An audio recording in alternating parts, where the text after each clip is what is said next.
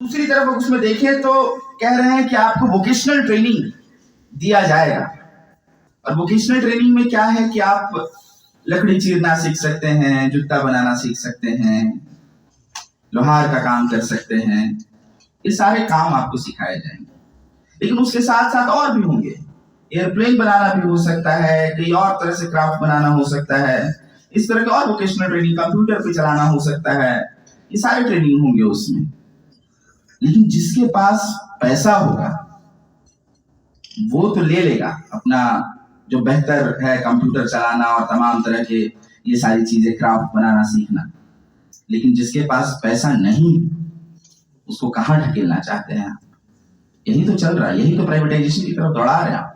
पैसा दीजिए और पढ़ाई कीजिए, तो उसी के साथ ये होगा कि जो दलित, जो अपनी पीढ़ियों से जो काम करते आ रहा है उसी में लगा रहे।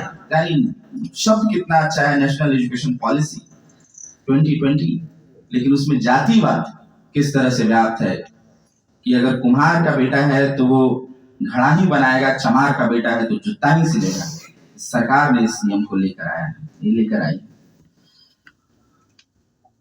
तो मैं, यही सारी बातें हैं कि जमीन, पढ़ाई और सम्मान की लड़ाई को लड़ते हुए हम यहाँ तक आए हैं। एक यूनिवर्सिटी में मैं आया हूँ और आपने उसी के बदौलत मुझे लगा कि बुलाया है कि विश्वविद्यालय की बात होनी ही चाहिए, विश्वविद्यालय की बात होनी ही चाहिए। और जो एक और मैं आपको किस्सा सुना रहा हूँ, अंतिम बात है ये मेरी, कि जब स्कूलों की स्थिति सर खराब हो गई, बिहार में स्कूलों की स्थिति जर्जर हो गई, एक ही क्लासरूम में एक ही कक्षा में, एक ही रूम में 5-5 क्लासरूम को बैठाया जाने लगा। तो इसी बिहार में हमने देखा है कि मनोज मंजिल का नाम अभी ले रहे थे कि सड़क पर स्कूल चलाना पड़ रहा है। कि लोगों ने इस संघर्ष को बतौर प्रोटेस्ट किया कि हम सड़क पर स्कूल चलाएंगे, अगर तुम बेहतर शिक्षा नहीं दोगे, अगर बेहतर स्कूलिंग नहीं दोगे तो हम सड़क से पढ़ेंगे। और वही जो बाबा साहब किए थे कि हम कोलंबिया तक भी जाएंगे, हम देश के अन्य हिस्सों में भी जाएंगे और बेहतर पढ़ाई करके लौटेंगे, तुम्हारे देश को बदलेंगे और इस देश में बेहतरी लाएंगे।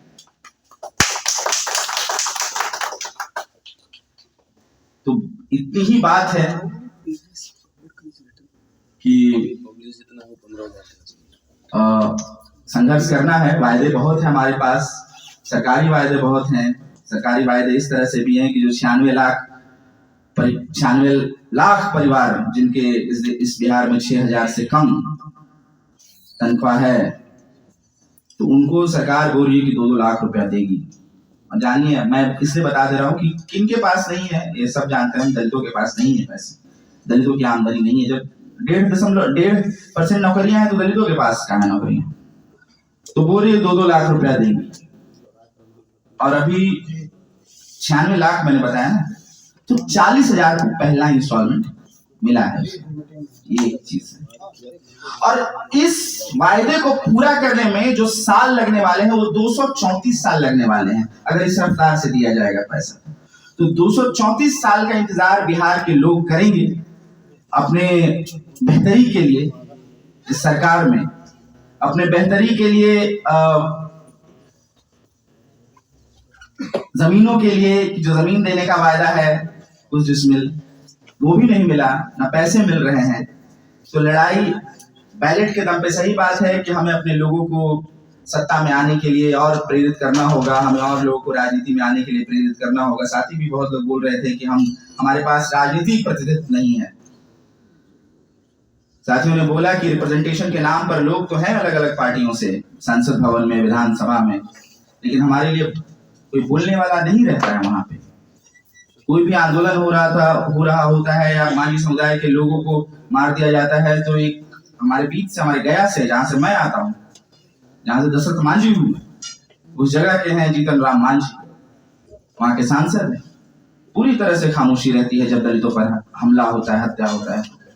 रामविलास पासवान की पार्टी है, चिराग पासवान जिस पार्टी से आते हैं, अगर दलितों पर हमला होता है तो मैं बहुत नहीं सुन पा रहा हूँ कि उनकी आवाज बहुत नीच रही।